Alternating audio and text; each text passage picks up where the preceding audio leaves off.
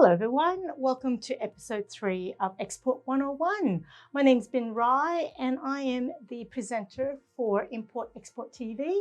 And today my special guest is Bill Cole from BDO, and he is the leader in international trade and a partner there. So Bill, just tell us a little bit about your background in international trade. Thank you, Binh. I started my career in international trade as a customs officer. After which I went to industry with General Motors Holden. And I've spent the remainder of the time in a consulting role with PwC and BDO. Right. Well, today we're going to be talking about international trade and what's a big deal regarding international trade in comparison to if you were just trading in Australia between, let's say, Victoria and New South Wales.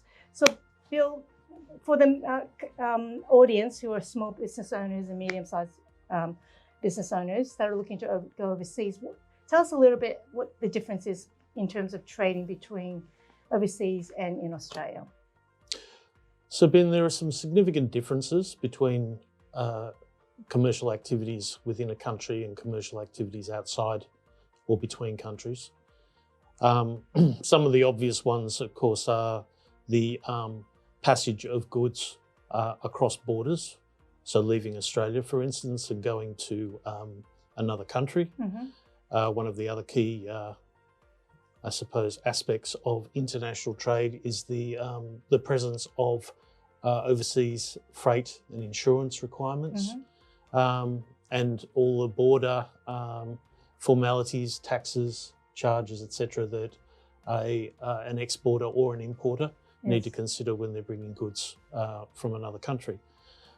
I think that really represents a surface level. The fact is that a number of other things vary between domestic and international trade. They relate to basic things like finance. The finance arrangements required in international trade are significantly different, usually between the financing of domestic stock in the possession of a business in Australia versus goods that are actually sent out of the control of a lender or a business involved in the trade. Some of the other issues relate to the packaging and products that are sent overseas.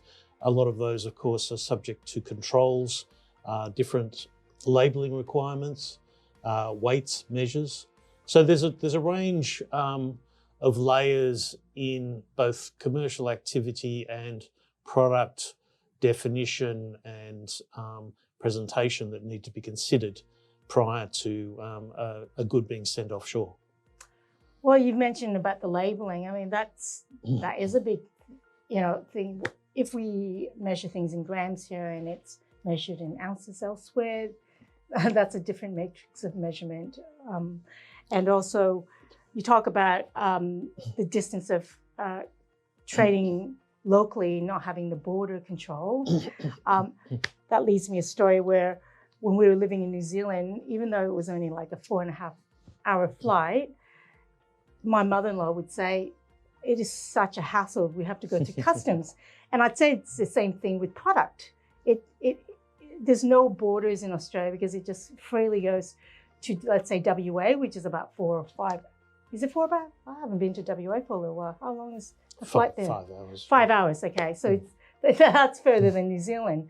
But to actually get through the customs in New Zealand is such a hassle. So I can imagine that with freight as well, or with products, that it's got to go through that same process of getting it to the other side to then sell the product. Well, there are other considerations as well. If you think about it, and this relates, of course, to some of the areas that you're particularly interested in, the use of trademarks and certain words on products, descriptors, if you like, what may be stable and certainly in your control in Australia and registered in Australia may not have that protection offshore. So to the extent that brand labelling, commercial images are important to the value of your products, we have another layer again of ideas that need to be protected, albeit there are a number of international agreements that go to the idea of protecting the trademark of a good, but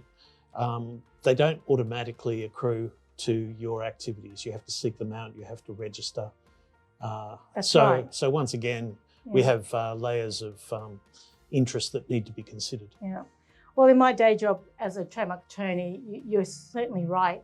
Just because you've got a trademark in one country like Australia, doesn't mean that you've got protection overseas. And imagine you launch a product and then you have to recall it because you've got brand infringement. So that's one area of extra risk. What are some of the other additional risks and concerns the viewers should consider when looking at going overseas or trading? The easy fundamental ones, of course, go to the very core of commerce, and that is, can I deliver? Can I get paid? And very, very topically, of course, the idea of a risk in delivering across international borders, usually in Australia's case, always across distances of ocean or using air freight, of course, airspace. The fundamental question is, can I meet my obligations under the contract of sale to deliver goods on time in the condition that they've been purchased in? That, of course, leads to all kinds of questions about your contract and how you protect in the case of disputes. But the fundamental is the old basics of contracts of sale, offer, acceptance, consideration. Can the consideration pass between buyer and seller? Will they get their goods? If they get their goods, will they pay me? Yeah. So the payment side of things, of course, the buyer's in another country. You're not there to go around to their house and knock on the door and ask for the cash. It's usually an intermediary, often a bank, not necessarily a bank, but a bank or escrow are usually the typical means of cementing transactions in these circumstances. As you build relationships, obviously your terms of payment can change over time. Some are in very close relationships. Some people, some businesses pay up front for their goods before they receive them because they understand that a lot of products require materials, input materials purchased before manufacture. But the fundamental question lying at the base of all of these things is, will I get money for what I have sent offshore? Other risks, obviously there are regulatory risks in the sense of, are my goods allowed into the country for sale at all? So customs borders, of course, famously detain goods that either do not conform to the requirements of the good coming into the country or are banned in their entirety. So you have the possibility of having your goods confiscated and destroyed. Yes, exactly. Or quarantine. Indeed. And that was an interesting feature of the early days of the China-Australia Free Trade Agreement, where dairy products were famously held on wharves until they went off. And, so with the I guess depending on the current economic conditions, we will see free trade around the world or disrupted trade. So can you make a comment on what is the environment now for Australian companies to look to trade overseas? It's a patchwork of positive and negative features. So has there ever been a time when, for instance, Australian processed food and raw materials have been more popular? No, they haven't. There's a massive hunger for inputs to manufacturing processes, high quality, clean, green food. My daughter's in Hong Kong. She says they just want Australian salad all the time. Obviously, metallic coal and iron ore going elsewhere is also key to the whole industrial structures that we work under. At the same time, has it ever been more difficult to actually physically move Australian goods to markets that are prepared to pay in strong currencies to receive them? No, it hasn't been as hard as this ever. And a number of reasons, obviously. There's a perfect storm of export infrastructure congestion, supply chain disruption, and receiving port congestion again, which means that the factors that I spoke about before, the risks around certainty of delivery are very, very difficult to calculate. The ability of a contract to be met on reasonable terms when you can't control the scheduling of your delivery is, of course, very difficult. And so it goes, and so it goes. And probably we can make a comment about the Australian dollar, the currency exchange rates. That must also throw in the confusion in the mix of how do you cost a product to sell overseas and to ensure that there's enough margin. As you said, you've got to get paid at the end of the day. So it's identifying all the invisible costs to export this product and make a dollar at the end of the day. This is exactly right. So the cost, the calculation of landed cost has become increasingly difficult. Exchange rate's been off the table for quite some time, but it's certainly come back. Particularly in the presence of inflation. Obviously, the good old exchange rate pass through. The financiers always love to calculate what would happen to the dollar. Is coming back into vogue. Actually, I think with the exchange rate, you can actually almost pre-purchase it so that you can be sure of that payment. Well, you're effectively hedging unless you're selling in Australian dollars. Hedging. So that's certainly on the table. The issues, of course, of how you manage that. I mean, I've had a lot of clients who have been actively barred from attempting hedging because if you get it wrong, of course, the consequences are quite dreadful. The calculation, of course, of the cost of overseas freight insurance is also a variable that a lot of businesses are finding very hard to pin down into their costing models. The net result of all of this, of course, is that the margin in the transaction is uncertain. And I mean, there has to be good reason to go through all of this, and that typically is some kind of decent financial reward. Calculating that is becoming harder for businesses. These all sound like very negative themes. They're by no means has trade stopped. By no means has Australian produce become less attractive. It's more attractive than it's ever been. But trade has become more complex. And it's always required a consideration of these factors, but this needs to be done with a great deal of concentration now. Otherwise, you risk commercial survival.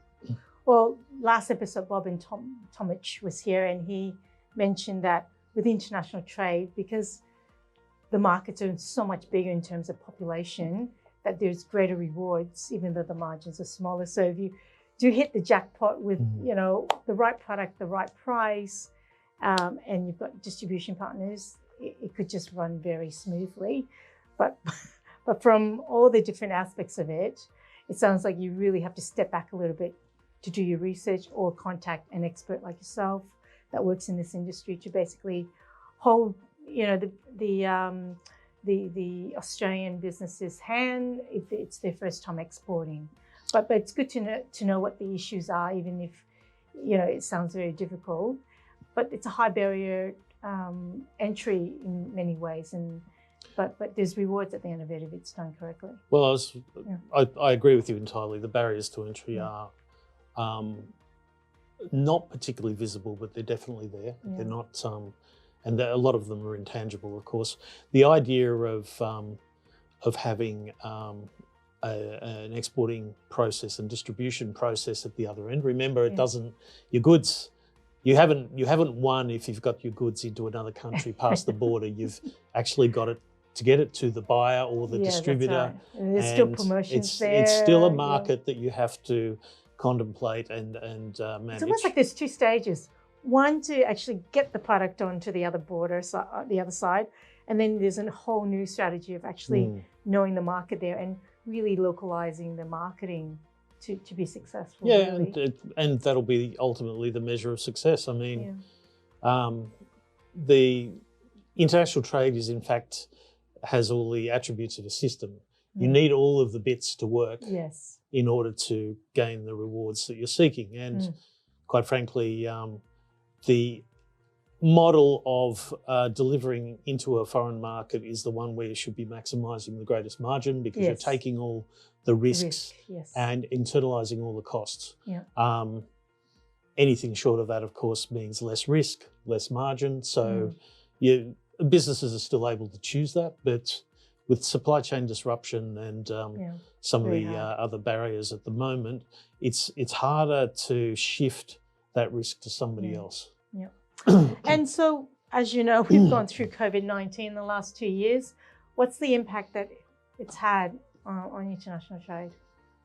Well, it's tempting to say that COVID-19 is the boogeyman who caused a lot of the disruption that I'm talking about. I think the real truth is that mostly it uncovered problems that were already present.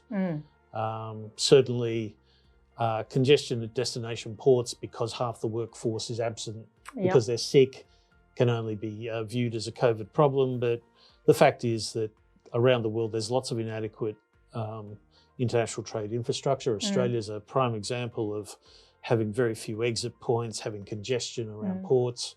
I was told that they used different systems. No one IT system really talks to another when it comes to, the importing and exporting of goods. So every agency is using their own system. There are significant inefficiencies in terms of information, and information, of course.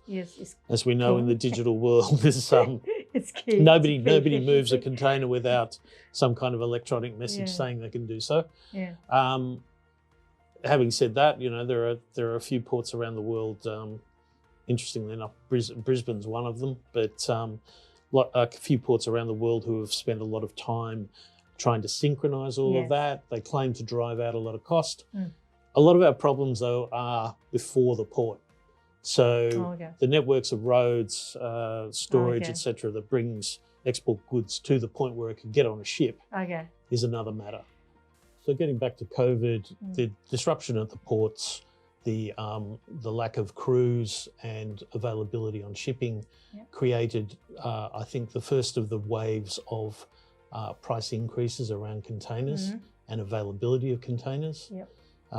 That's a problem that persists, basically because shipping lines get no revenue at all for moving an empty container, and the possibility of having $10,000 to $14,000 US paid for a full container. The result being all the empty containers stay in one place, all the full ones go somewhere else. We've got strange collections of shipping containers on the west coast of the US and other places that aren't moving because, of course, the commercial imperative to do so isn't there. All of this supply shocks equals overblown demand equals price rises.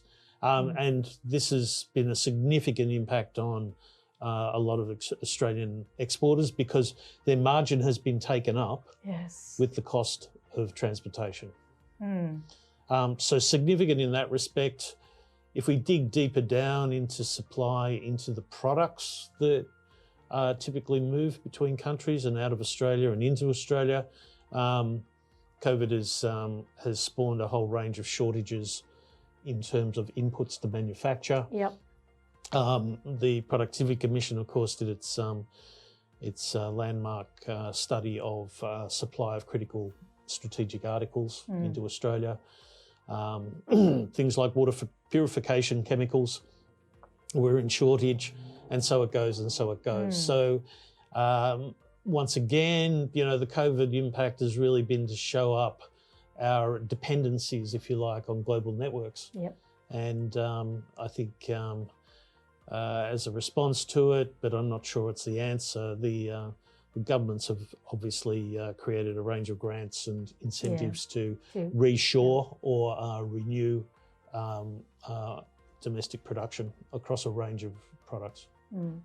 So we've already touched many times about supply chain disruption to the international trade business. Is it still profitable for people to export, considering that I've heard that it could be like double the costs or even triple the costs of moving goods via freight overseas? It's an interesting test of Yeah. Australian brand and Australian product qualities and Australian competitive advantage to incorporate those Yeah. costs into the normal price of exported goods and see what happens in the market.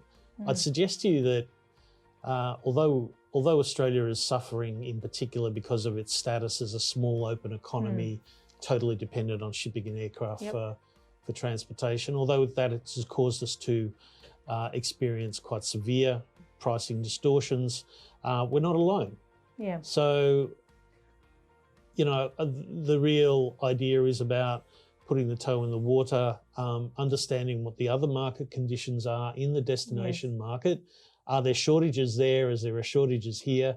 Can we charge a premium that will swallow up the additional transportation cost and still leave us with a good margin? Yep. Of course, when supply chain costs diminish, and I'm assuming that they will, your margin increases. Yep.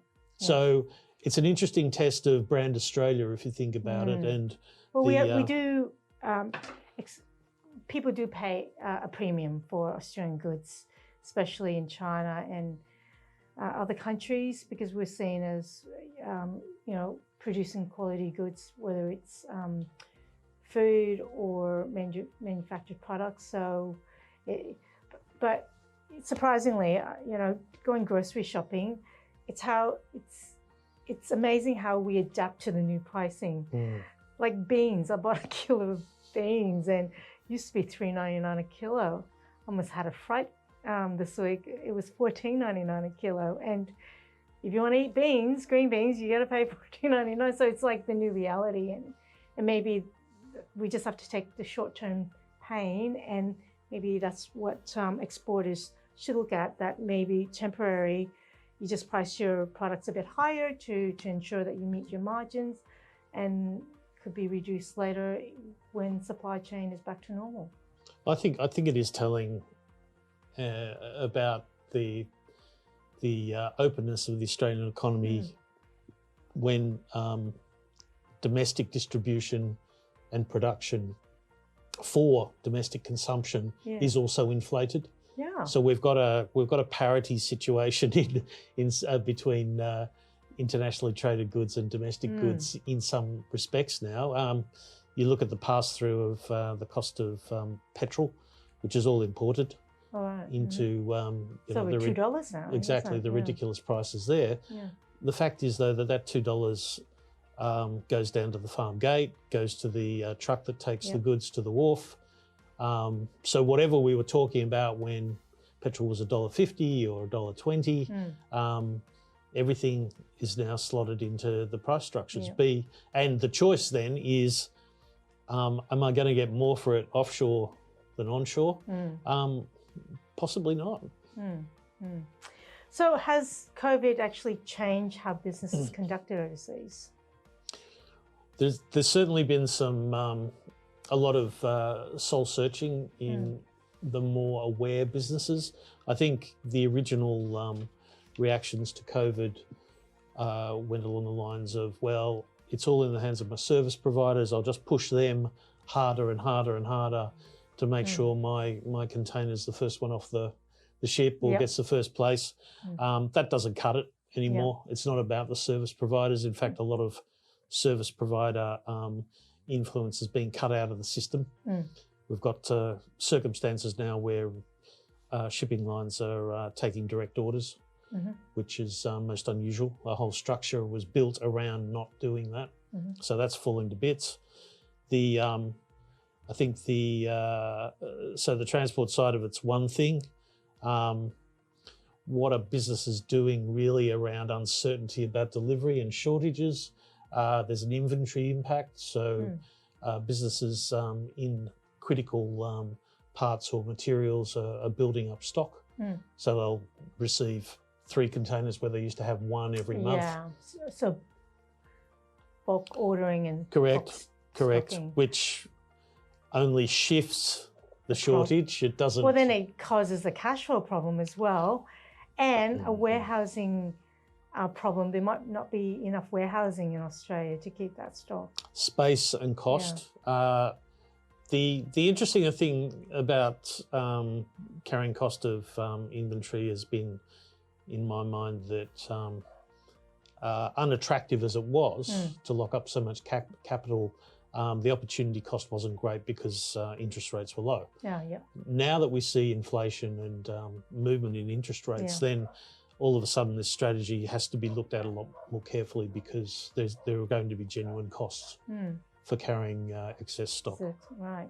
So, Bill, do you have a crystal ball? When is this all going to end?